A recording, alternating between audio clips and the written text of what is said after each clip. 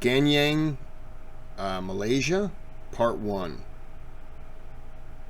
It's the cause of the Indonesia-Malaysia confrontation? Was that what it was? I'm asking you. You click on the video, so I'm expecting you to know ahead of time. Sounds fair. Okay, let's get into the video. Pada 10 Maret 1965, gedung McDonald di Singapura. I mean, clearly I understand him, but let's just go ahead. I'm going to throw in the subtitles for you. Diledakkan oleh bom. Ledakan. Sorry, I'm going to go back to the very beginning. Maret 1965. Gedung McDonald di Singapura diledakkan oleh bom. Ledakan ini menewaskan 3 dan melukai kurang lebih 30 orang. Trauma serta kebingungan tersebar di seluruh Singapura. Dalang di balik ledakan ini adalah 2 marinir Indonesia. Namun, aksi ini bukan semata-mata menargetkan Singapura, melainkan seluruh Malaysia, baik di Semenanjung hingga utara Kalimantan. Pesan Indonesia adalah satu, bahwa serangan-serangan serupa tidak akan berhenti sampai tujuan Indonesia tercapai, yakni kehancuran Federasi Malaysia.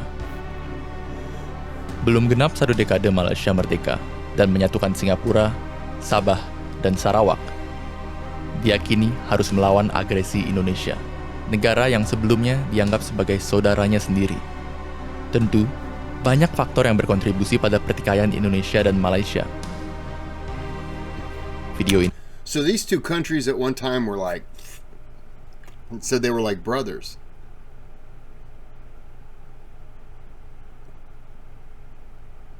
Okay, they're going to get into it. I was about to say, so why'd they bomb? But I'm a minute 16 in, and I'm expecting that you would already have the answer. So that was stupid of me. But yeah, they were like really tight. Okay. Adalah bagian pertama dari 2 seri yang hendak menjelaskan mengapa kedua bangsa serumpun ini dapat terjerumus dalam peperangan. It's too bad.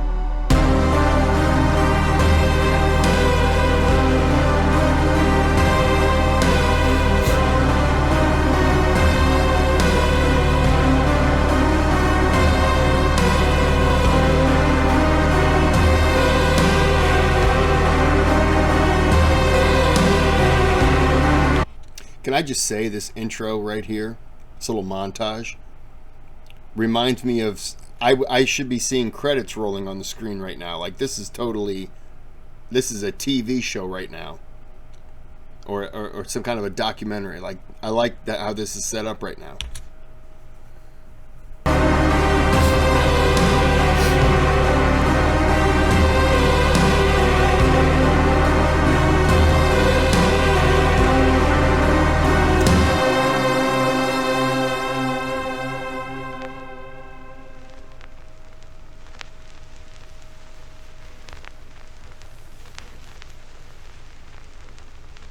I like the record sound. Oh man, about to get into it.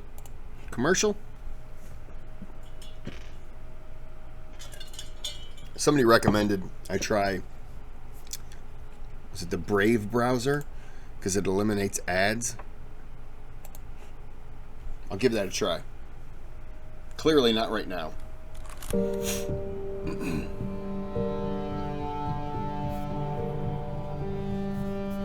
Sejak dahulu, Malaysia dan Indonesia memiliki hubungan yang erat selama masa kerajaan Sriwijaya dan Melaka. Tidak seperti di Eropa, kerajaan-kerajaan kuno tersebut tidak memiliki batas wilayah. Kekuasaan seorang raja diukur dari banyaknya pengikut, bukan luas wilayahnya. Akibatnya, terdapat interaksi yang kuat melalui pernikahan, perdagangan, dan imigrasi antara Semenanjung Malaya dan Sumatera. Lalu, penjajahan pun datang, dan dengannya, konsep akan perbatasan. Dalam upaya menandingi dominasi Belanda sebagai pusat perdagangan di Batavia, kedua negara menandatangani Anglo-Dutch Treaty yang membagi daerah kekuasaan antara Inggris di semenanjung Malaysia dan Belanda di Nusantara. Lalu, Bernese Agreement membatasi daerah kekuasaan antara Inggris dengan Siam. Kemudian, seorang Inggris bernama James Brooke menjadi raja di daerah yang kini bernama Sarawak. Dan Sabah pada akhirnya dikuasai oleh perusahaan Inggris bernama North Borneo Chartered Company. Untuk membangun wilayahnya, Inggris mendatangkan ribuan, bahkan jutaan pekerja asing dari Tiongkok dan India sebagai kuli dan buruh. Seiring berjalannya waktu, orang Malaysia semakin tidak puas dengan penjajahan Inggris.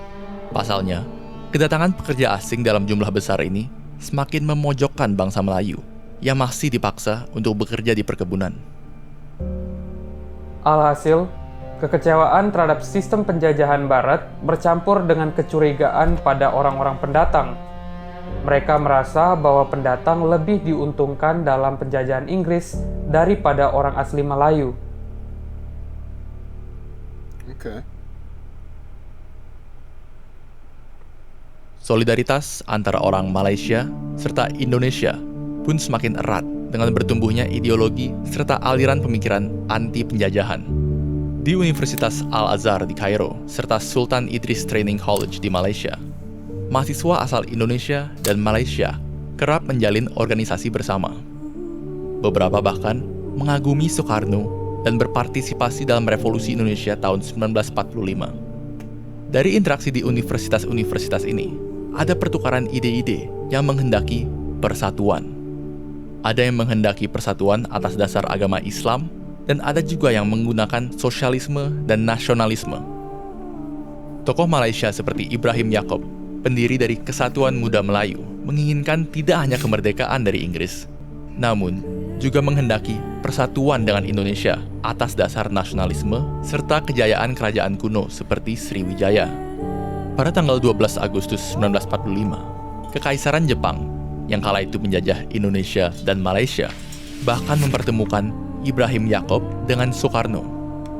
Dalam pertemuan singkat itu, mereka menyetujui bahwa sesuai dengan rapat BPUPKI, kemerdekaan yang diberikan oleh Jepang akan mencakup wilayah Indonesia beserta Malaya dan Borneo Utara. Tetapi, impian ini kandas. Jepang menyerah pada sekutu.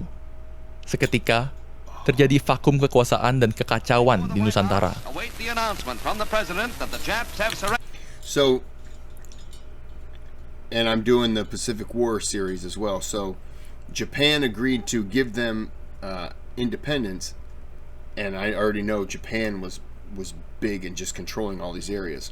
So Japan had an agreement to give them independence, and then the bomb was dropped, and they were forced to surrender.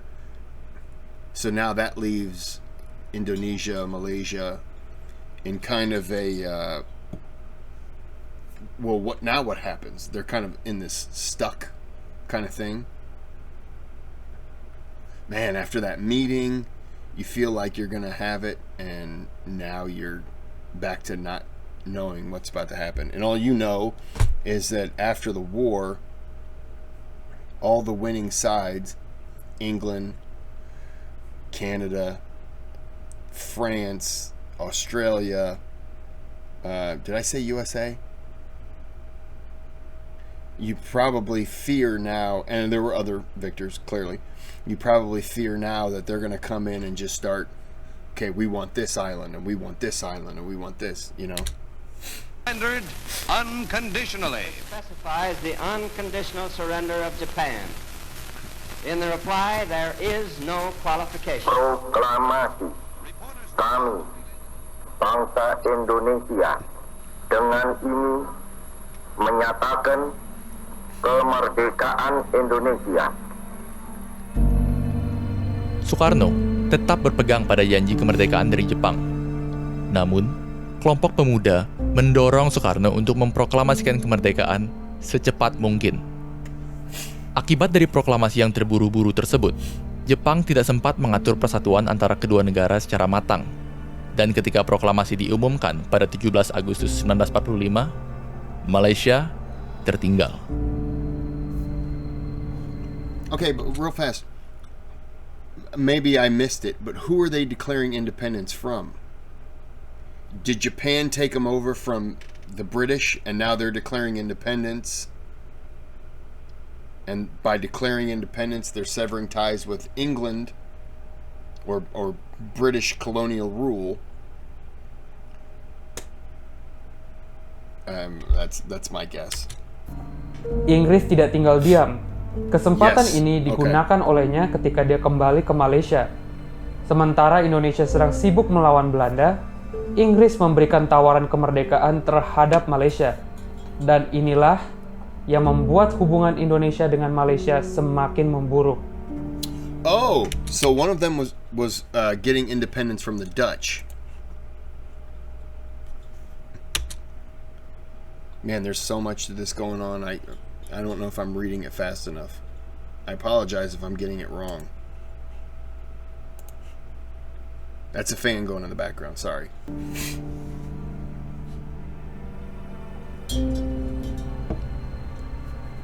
Pada tahun 1946, terjadi revolusi sosial di Sumatera. Kaum nasionalis serta komunis Indonesia menyerbu berbagai kesultanan di Sumatera Timur. Keluarga serta pendukung Kesultanan Langkat, Serdang, Asahan, dan Indragiri ditangkap bahkan dibunuh sebagai upaya untuk memberangus sisa-sisa feodalisme di Indonesia. Bagi Malaysia yang menganggap kesultanan tersebut sebagai sesama kaum Melayu, nasib serupa dapat menimpa mereka apabila bersatu dengan Indonesia. Malaysia yang anti-komunis percaya bahwa bersatu dengan Indonesia sama saja dengan menghancurkan budaya Melayu di Malaysia. Berbeda dengan Indonesia, Inggris memberikan tawaran yang lebih menarik, yakni Inggris tidak akan menghapus Kesultanan Melayu di Malaysia. Home rule for Malaya is discussed in London between Federation leaders and the British government. Setelah berdebat panjang antara Inggris dan United Malay National Organization atau UMNO, kemerdekaan Malaysia disetujui pada tanggal 31 Agustus 1957 sebagai negara federal. For the celebrations marking the independence of the Federation of Malaya, which will spotlight Malaya as the world's newest independent country. Sir Donald Macgillivray, last of the British High Commissioners, arrives at King's House to sign the new agreement. He is accompanied by His Highness Tuanku Abdul Rahman, the newly elected first paramount ruler. Ini tidak cukup bagi Tunku Abdul Rahman, Perdana Menteri Malaysia pertama. Pasalnya, ia ingin memastikan bahwa etnis Tionghoa dan India semakin menjadi minoritas di dalam Malaysia. Untuk mencapai hal tersebut, Tunku Abdul Rahman berupaya untuk menyatukan Singapura, Sarawak, dan Sabah. Dan dia harus berhati-hati. Pertama, dia harus tidak memprovokasi Indonesia karena masih banyak di antara populasi di Malaysia yang pro-Indonesia. Kedua, dia harus meyakinkan masyarakat Sabah dan Sarawak bahwa pada dasarnya mereka juga Melayu. Pada 30 Juli hingga 5 Agustus 1963, pemimpin Indonesia, Malaysia, serta Filipina bertemu di Manila. Mereka bertiga setuju untuk menunda penggabungan Sarawak dan Sabah dengan Malaysia. Perserikatan Bangsa-Bangsa dipimpin oleh U Thant akan melakukan riset dan menentukan apakah masyarakat Sabah dan Sarawak ingin bersatu dengan Malaysia atau tidak.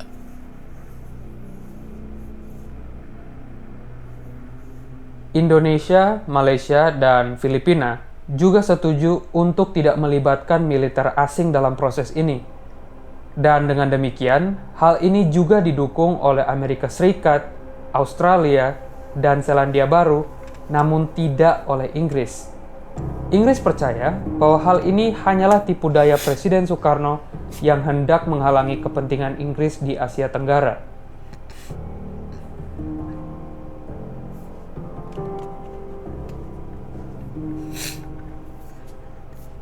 So there were countries that were supporting the independence. Just right now, the only holdout seems to be the UK.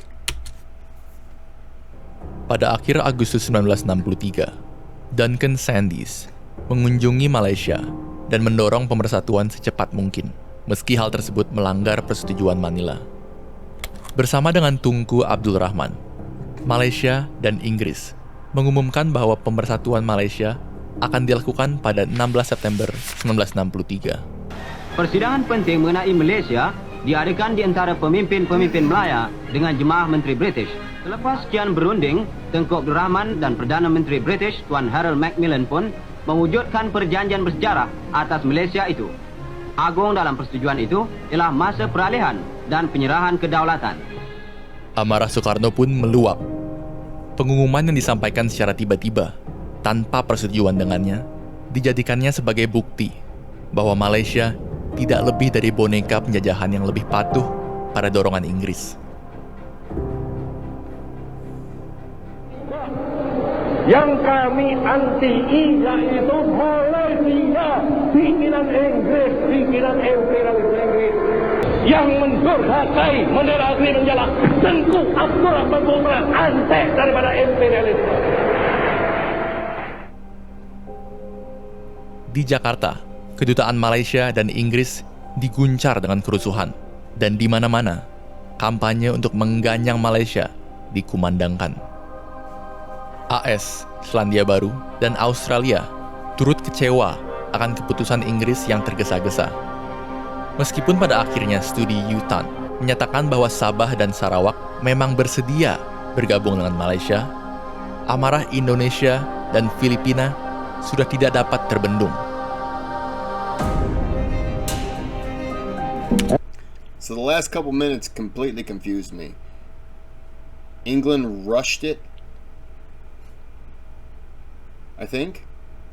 I don't know. The last couple minutes, I got confused. And from the Indonesian capital of Jakarta, President Sukarno hurls out his threats to crush Malaysia.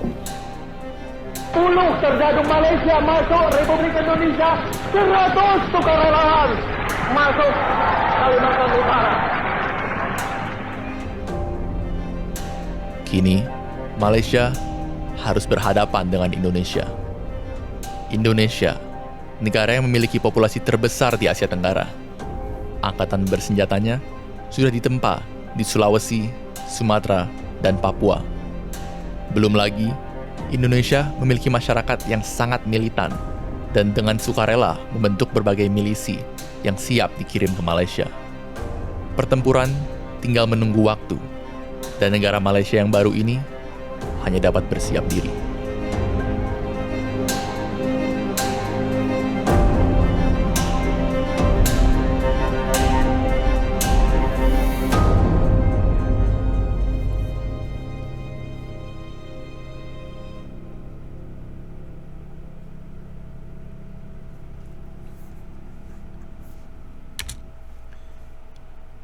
I know there's a part 2. I gotta watch the part 2. The date, September 16th, 1963. I didn't quite understand about the rush thing. Why that was I didn't understand that. So I'm gonna end this here. Like and subscribe. I'm sure people will fill me in as to what I'm confused on, and I will check out part 2, but until then I have to end this. So have a good day, have a good night. Forgot what I was going to say.